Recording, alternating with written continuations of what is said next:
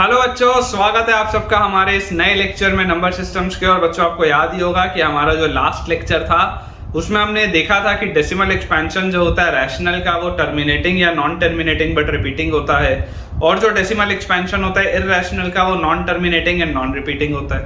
उसके अलावा हमने ये देखा था कि कोई भी अगर आपके पास non terminating but repeating type का डेसिमल एक्सपेंशन हो तो उसके करस्पॉन्डिंग जो रैशनल नंबर होता है p/q के फॉर्म में लिखने वाला, वो हम कैसे लिखते हैं। और साथ ही साथ मैंने आपको एक सवाल भी कराया था, जिस सवाल में दो रैशनल नंबर्स के बीच में हमने एक इररेशनल नंबर लिखा था, और मैंने आपको बताया था कि आपके पास नंबर लाइन में इनफाइनाइट नंबर्स होते हैं, तो दो रैशनल नंबर्स के बीच में इनफाइनाइट रैशनल नंबर्स भी होते हैं और इनफाइनाइट इररेशनल नंबर्स भी होते हैं। चलिए स्टार्ट करते हैं अपना आज का लेक्चर। इसी के आगे आज हम एक्सरसाइज के कुछ क्वेश्चंस देखेंगे, जिसमें अभी तक हमने जो सारे कंसेप्ट्स पढ़े हैं वो आपके बहुत बढ़िया तरीके से रिवाइज हो पाए। सो बेसिकली बच्चों, जो हमारे पास एक्सरसाइज 1.3 दी हुई है, एक्सरसाइज 1.3 से आज हमें स्टार्ट करना है।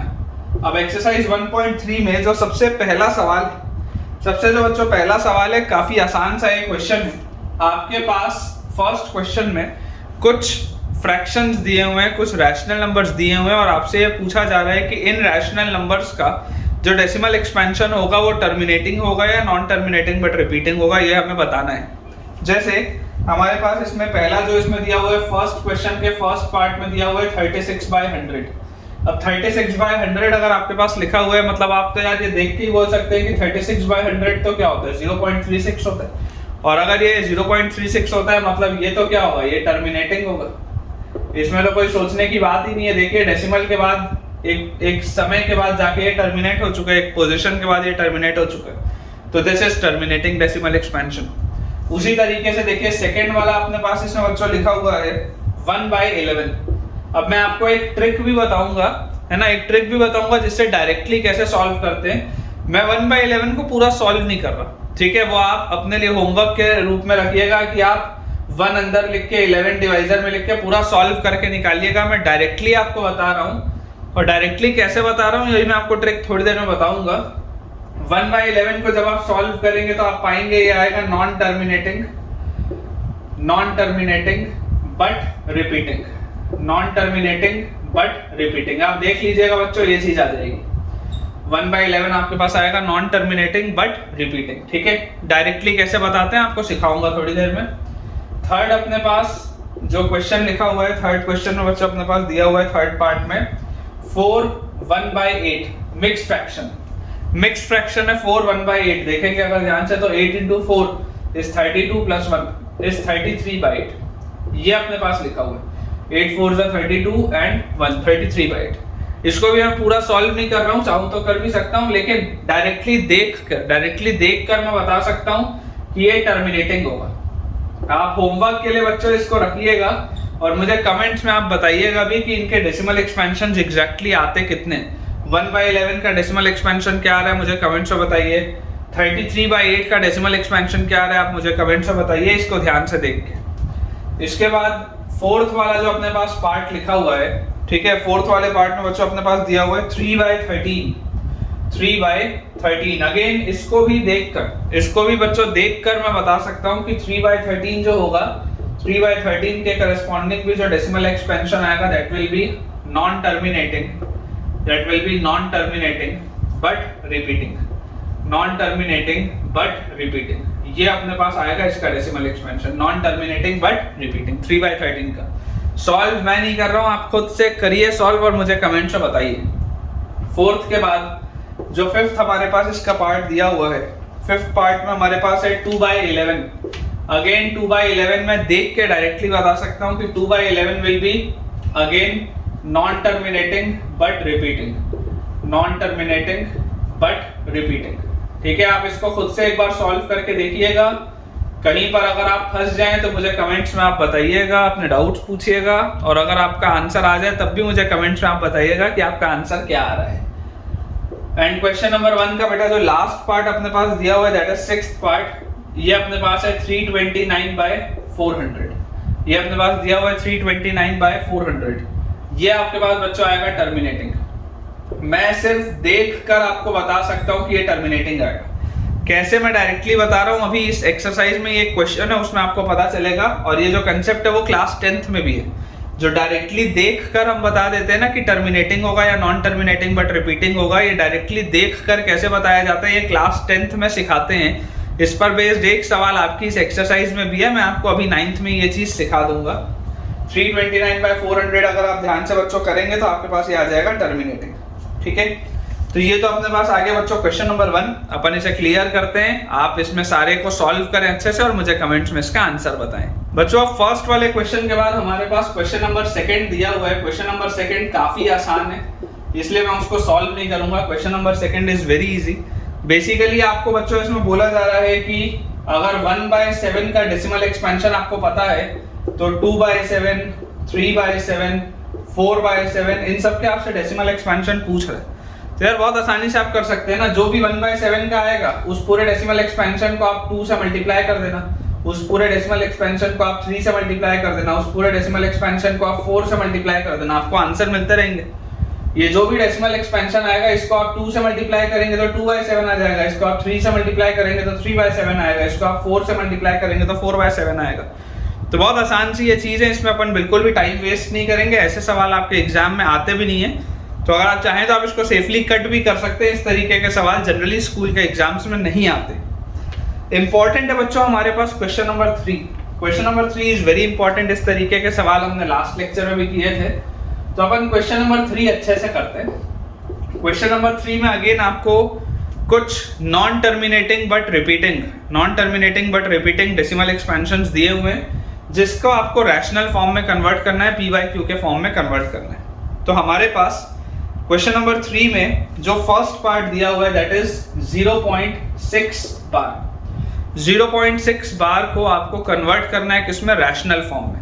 तो आप क्या बोल सकते हैं 0.6 बार मतलब क्या है? 0.6 बार मतलब है 0.66666 एंड सो ऑन। यही मतलब है 0.6 बार का, ये हमारे पास लिखा हुआ है।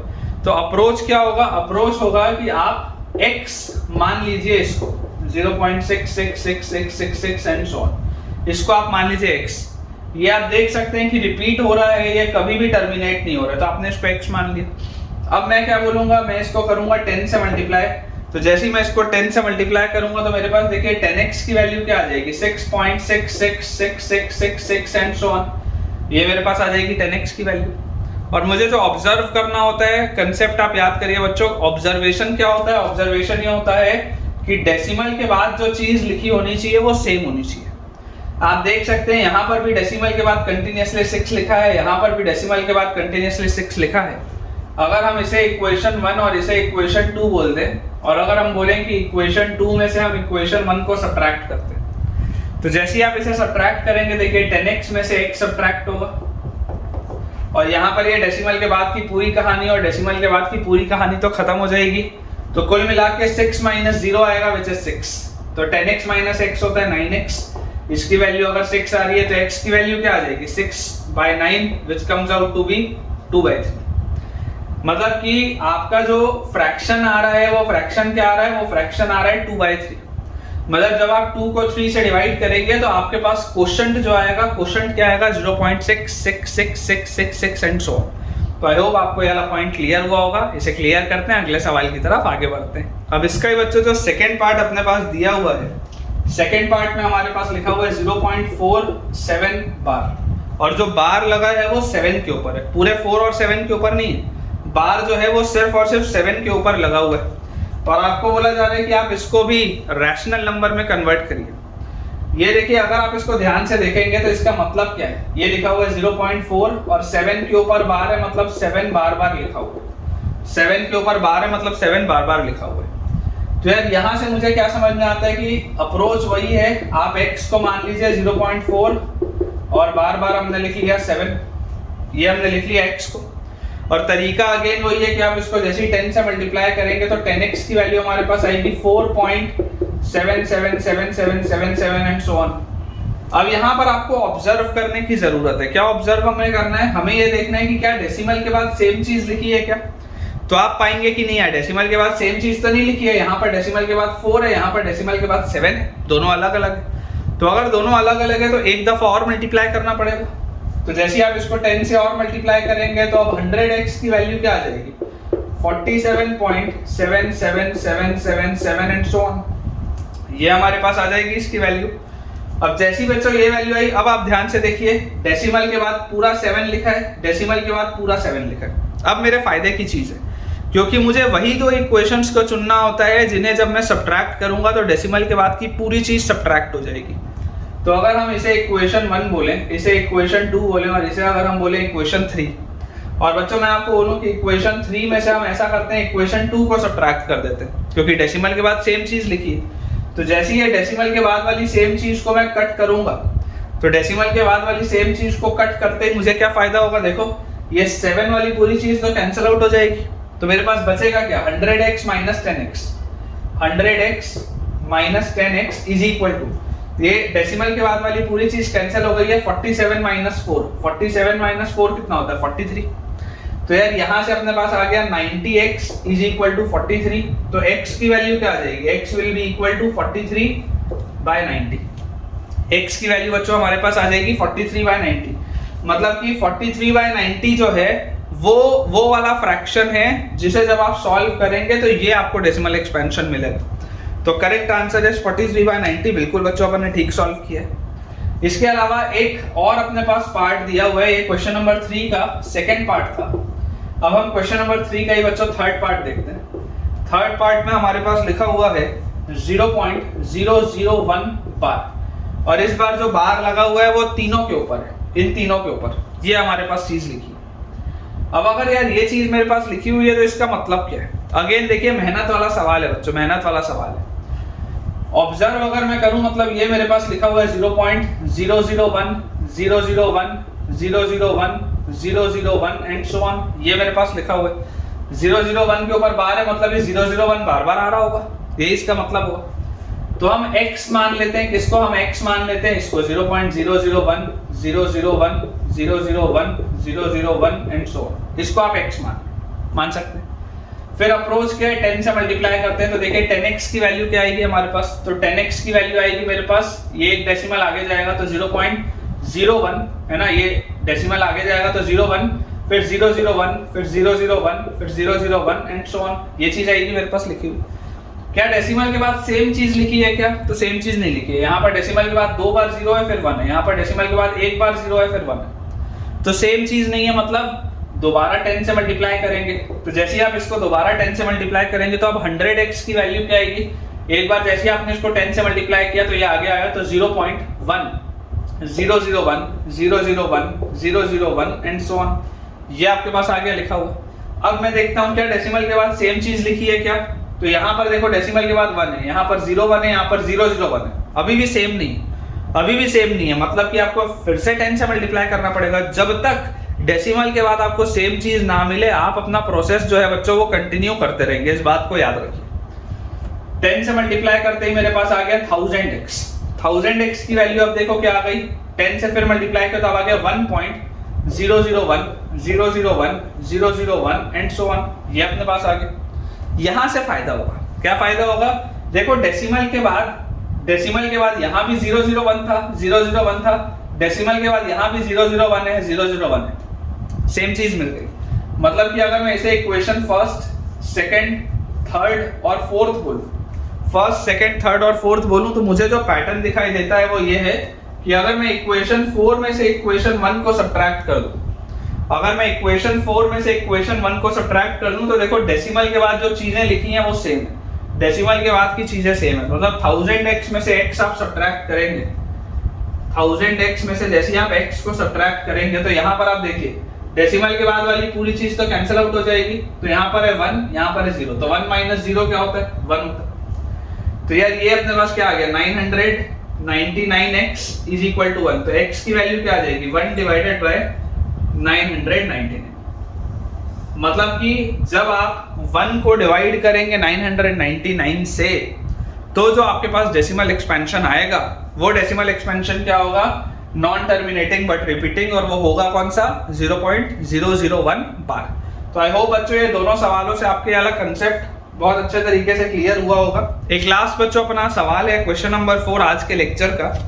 इसमें आपको बोला जा रहा है कि आपको 0.99999 एंड सो ऑन को P बाई Q के फॉर्म में लिखना है। सवाल का तरीका वही है, अप्रोच वही है, लेकिन इसका जो रिजल्ट आएगा वो थोड़ा सा अस्टॉनिशिंग होता है। कुछ बच्चों को समझने में प्रॉब्लम आती है। मैं आपको समझाने की बच्चों देखिए कोशिश करता हूं। अप्रोच आप समझ के चलिए। अगर मैं x को ले लूं 0.999 एंड सो ऑन, अगर हम ये ले लें x को, ठीक है, इसका मतलब ये क्या लिखा हुआ है, 0.9 बार लिखा हुआ है। अगर मैं इसे x बोल दूं तो मुझे पता है 10 से मैं मल्टीप्लाई करूंगा और 10x की वैल्यू मेरे पास आएगी 9.9999 एंड सो ऑन। 10x की वैल्यू आएगी और क्लियरली मुझे देखो दिखाई दे रहा है डेसिमल के बाद में लिखी हुई चीज सेम है। तो इसे इक्वेशन फर्स्ट और सेकंड मान के इक्वेशन 2 में से मैं इक्वेशन 1 को सब्ट्रैक्ट करूंगा। तो 10x में से x सब्ट्रैक्ट होगा तो अपने पास आएगा 9x, और ये 9.999 में से 0.9999 सब्ट्रैक्ट होगा तो डेसिमल के बाद वाली तो चीज कर जाएगी 9 माइनस 0, 9 आएगा। तो x की वैल्यू यहां से आ जाती है 1। अब ये रिजल्ट अस्टॉनिशिंग है। ये रिजल्ट अस्टॉनिशिंग क्यों है? ये रिजल्ट अस्टॉनिशिंग इसलिए है कि 0.9 बार की वैल्यू 1 के बराबर आ रही है। 0.9 बार की वैल्यू आपके पास 1 के बराबर आ रही है, ठीक है ना। आपके जो बुक में लिखा हुआ है वो यही लिखा हुआ है कि इसको आप डिस्कस करें अपने दोस्तों के साथ, अपने टीचर्स के साथ। तो 0.9 बार की आप भी समझते हैं कि एग्जैक्ट वैल्यू 1 नहीं हो सकती, लेकिन अगर आपको कोई बोल ही दे कि आपको 0.9 बार को फ्रैक्शन में कन्वर्ट करना है, तो फ्रैक्शन में कन्वर्ट करने का तरीका तो यही है। और जैसे ही आप इसको बच्चों फ्रैक्शन में कन्वर्ट करेंगे तो आप क्या पाएंगे कि यार ये 0.99999999 जो लिखा हुआ है वो अप्रोक्सीमेटली तो क्या है, 1 ही है ना, इसलिए तो इसका आंसर 1 आ रहा है। आप बिल्कुल एक बार बच्चों अपने स्कूल में भी दोस्तों के साथ और टीचर के साथ ऐसे डिस्कस करें, और जो आपका डिस्कशन होता है मुझे कमेंट्स में बताएं भी कि आप इससे क्या समझ रहे हैं। ऑफ कोर्स हमें ये बात पता है कि यार 0.9999 जो भी होगा वो 1 से छोटा ही होगा, लेकिन अगर आप इस अप्रोच से इसे आगे बढ़ेंगे, सॉल्व करेंगे, तो इसकी वैल्यू आपके पास आ जाएगी 1, ठीक है। तो आप एक बार इसे डिस्कस करिए और अपने दोस्तों के साथ, और मुझे कमेंट्स में बताइए कि आपका डिस्कशन का रिजल्ट क्या निकलता है। तो आज के लेक्चर के लिए अपन बच्चों इतना ही रखते हैं। 4 सवाल आज हमने देखे हैं एक्सरसाइज 1.3 के, और मुझे उम्मीद है कि आपके कंसेप्ट जो हैं वो क्लियर हुए होंगे। जो शॉर्टकट था डायरेक्टली टर्मिनेटिंग और नॉन टर्मिनेटिंग बताने का, वो मैं आपको नेक्स्ट लेक्चर में बताऊंगा, क्योंकि आपकी एक्सरसाइज में एक ऐसा सवाल है जिससे आपको वो शॉर्टकट पता चल जाएगा। अगर आपको आज का लेक्चर अच्छा लगा हो तो इस वीडियो को जरूर लाइक करें, चैनल को सब्सक्राइब करें और अपने सारे दोस्तों के साथ इस वीडियो को और इस चैनल को रेफर करें, ताकि उन सबकी पढ़ाई बहुत बढ़िया तरीके से हो पाए। Thank you.